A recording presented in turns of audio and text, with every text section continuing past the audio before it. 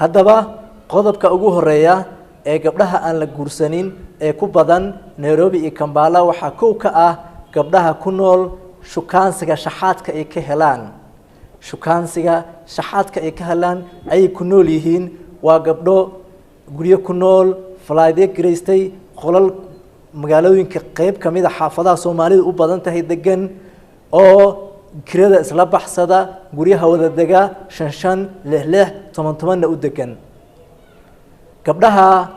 waxay ku sababtay ugu nool yihiin shukaansiga shaxaadka ay ka helaan waxa ay taan ugu magac darnay waa gabdho wiilasha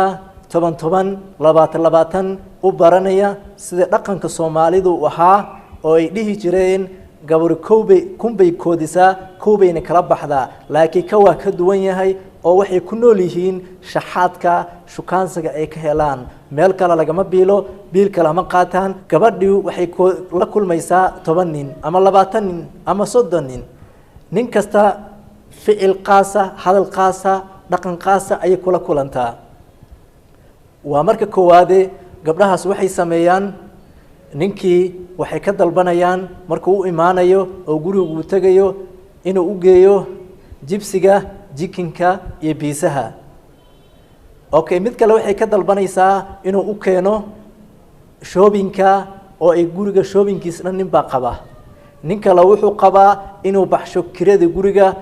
uu la wareego guriga kiradiisa oo gabadha shakhsi ahaan meesha ay jeefa lahayd inuu kiradeedii baxsho way u sheeganaysaa kirada laga rabaa ay leedahay uu bixinayaa mid kale wuxuu qaabilsan yahay inuu telefoonada u gado kaararka u soo diro uu wax kasto telefoon ka halaysan uu asagu baxsho inta idil waa gabdhaha noocyada isugu jiraan oo aan sheegayno shukaansiga waxyaabaha sababta u ah oo ay ka helaan waxa laga yaabaa gabadhii inay wiil la sheekaysanayso ay guri kula jirto mid kale imaanaya telefonkeedii waxay u dhiibaysaa gabar kale waxay leedahay walaalay telefonka ii hay hadduu hebel iga soo waco cashada ha noo keeno cashadiina ka qaata anakana intayna noo soo gudbi dabcan ninka cashada uu keenay baa waxaa lagu marti qaadayaa nin kale oo aan waxba ku lahayn dabcan arrintaas way jirtaa mid qarsoonna ma aha bulshada inta ogtahay oo ogtahay lambarka xiga oo aan u gudbayno wuxuu yahay gabdhaha caweeye habeenkii waa lambarka xiga oo lambarkeena labaad ee ah gabdhaha caweeye habeenkii ee maalintuna habeen u tahay habeentuna maalin u tahay habeenkiina maalin bay u tahay gabdhaha waa gabdho Soomaaliyeed markii 6 saac oo habeenimo la gaaro tinta buruka ka buuxinaysaa oo tin buruka ay ku baxaysaa labis waxay qaadanaysaa surwaala waxay qaadanaysaa shaati afkay casaysanaysaa baawur kala jiidana banaanku u yaala baraafunkii ugu dambeeyayna way isku shubaysaa gabadha waxay wadataa boorso 2 kiilo iyo bara shoppingkii iyo waxa ka buuxa waxaan u baxshay KK gabdhaha waxay u galaan ee hoteelada magaalada u aadaan inay ku caweeyaan irdaha hoteelada garaacaan nin kasto ayna la kulmaan oo isleeyihiin waxbaad ka helaysaan dabcan naftoodii bay iibinayaan ka bacdina xogaa dhaqaale ay ka soo qaadanayaan waxa laga yaabaa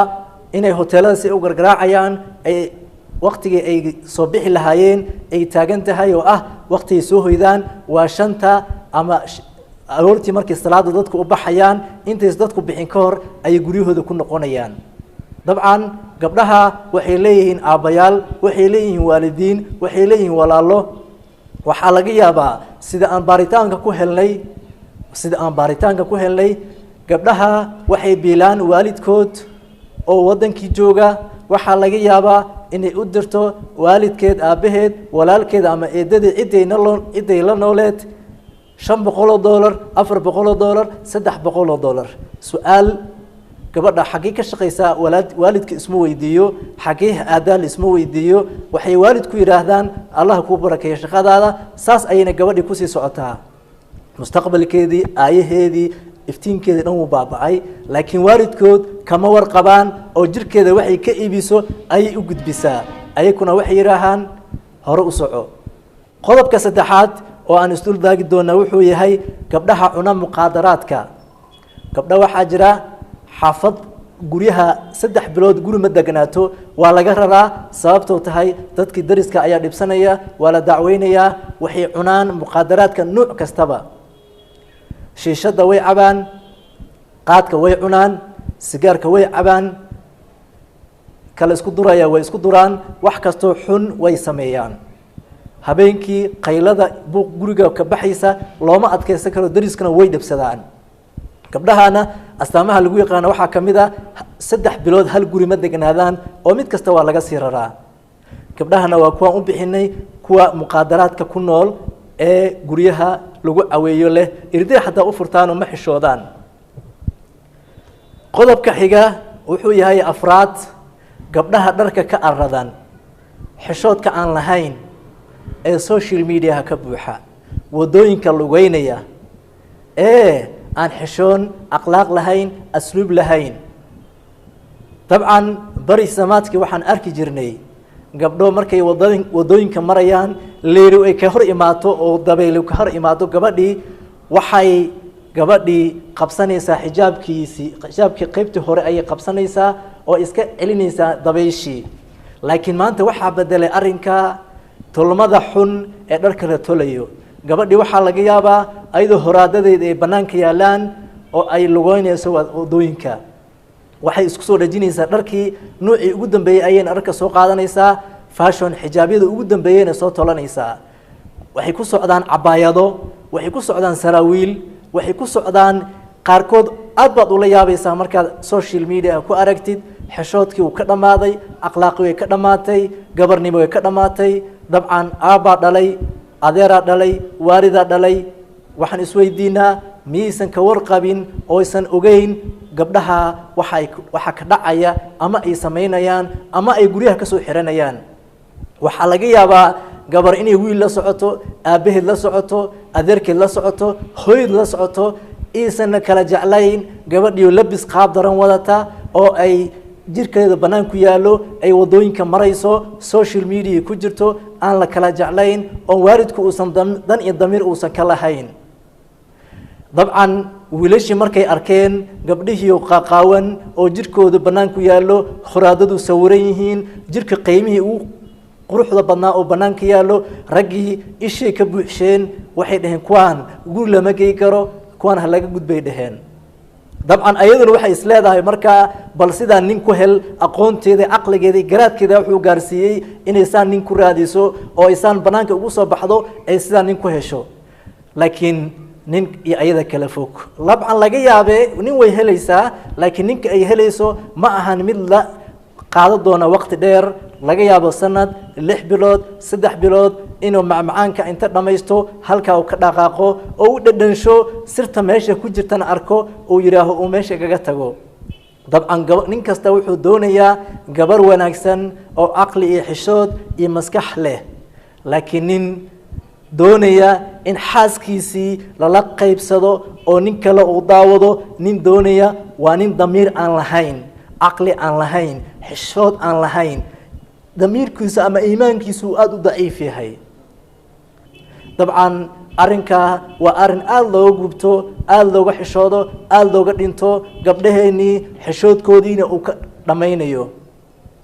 dabcan xijaabkii sharciga ahaa wuu dhamaaday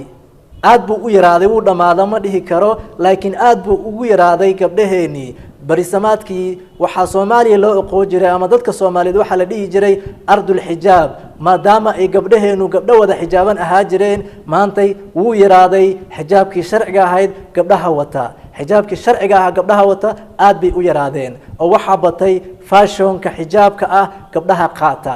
mid qoortay ka xiranaysaa intan qimaar yar qoorta ka xiranaysaa mid cabaayad bay xiranaysaa oo qoortan baa u xiran kaliya tintii baa u daboolan laakiin jirkii kala dhan wuu sawiran yahay oo waxa qarsan kaliya gabadha jirkeedii ama kalarkii gabadha ayaa qarsan laakiin dhumuc kasta horaadadeedii banaankii ayay yaalaan oo nin kasta banaanku ku daawanaya laakiin nin guursanaya aad buu u yar yahay gabdhaha xishoodku ku yar yahay qodobka waa qodobka afraad qodobka xiga ee ugu dambeeyay shanaad wuxuu yahay gabdhaha saaran mootooyinka ee shafka ku haya horaadada ku haya boodyaha ku haya nimaan dhalin nimaan u dhixin nimaan la dhalan gabdhaha waxay hadda u raacaan labo saddex waxayna u kala gooshaan xaafadaha kala duwan ee xaafadaha Soomaaliya inta badan u badan tahay gabdhaha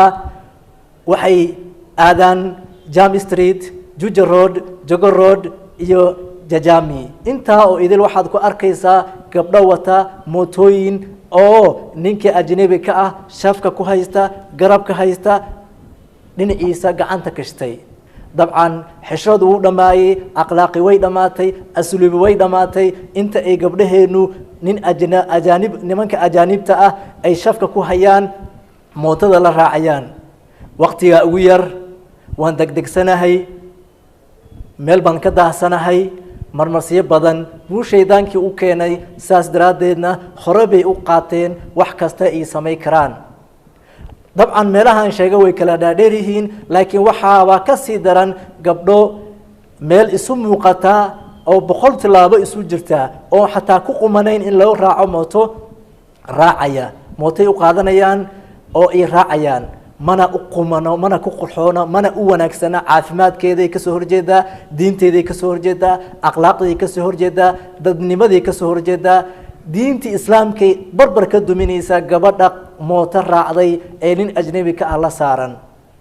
dabcan gabdhahana raggi markay arkeen oo ay nin kasta u arko wuxuu leeyahay gabadhan miyuusan walaal lahayn miyuusan nin lahayn miyuusan waalid lahayn qof kasta wuu isweydiiyey laakiin gabdhihii dhagihii ayay furaysteen waxayna u raacaan saddex habeenkiina xishoodka inta ka tageen ayaa xataa la arkayaa waxaa la arkaa inta badan kubkoodiina banaanka ayuu yaalaa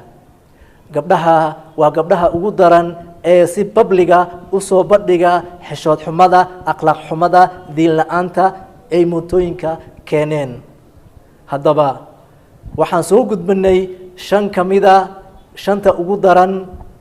ee gabdhaha Soomaaliyeed ragga uga carareen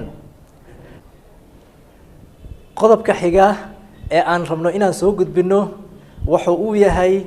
oo aan ka dhigi doona qaybta saddexaad ama fadhiga saddexaad ragga ay ka cararaan dumarka Soomaaliyeed ama dumarka aan sheegnay ee wadamada ku nool waxa jira dumarka rag aysan u dhawaanin marka koowaad ay sheekaystaan ama ay sheekada uga weydiiyaan su'aalaadka iyo qodobada dib baan ka soo sharxi doonaa biidni raxmaan kulan dambe iyo fadhi dambe